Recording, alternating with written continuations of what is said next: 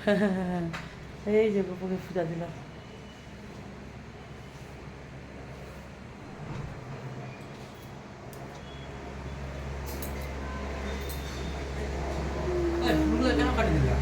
না গোপাকে দিলাম, গোপুলকে দিলাম, গোপুলকে।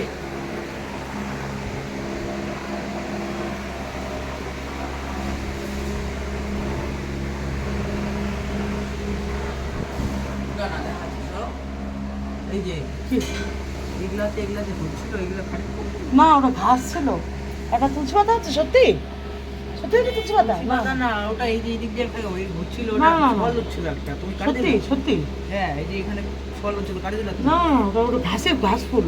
বাবা বলছে ঘাস ফুল ফেলে দাও। কাপড় শুকাতে দিই, কাপড় আছে অসুবিধা আসলে। রাধে রাধে, হরে কৃষ্ণ, জয় মা লক্ষ্মী মাতা। 6 তারিখ আছে, 6 অক্টোবর, 6/10/2025 সাল আজকে। জয় মা লক্ষ্মী মা জয়।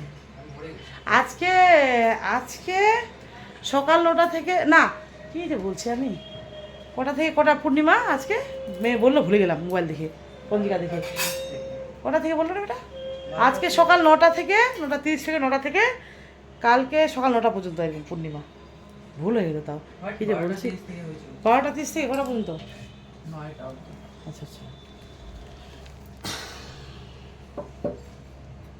আমরা কিন্তু সন্ধ্যায় করবো, এখন না। বাবলা কি সুন্দর লাগছে।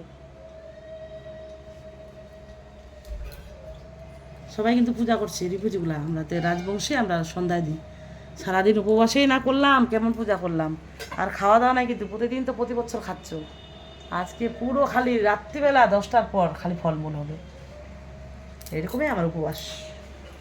কঠোর, যেটা কঠোর নিয়ম।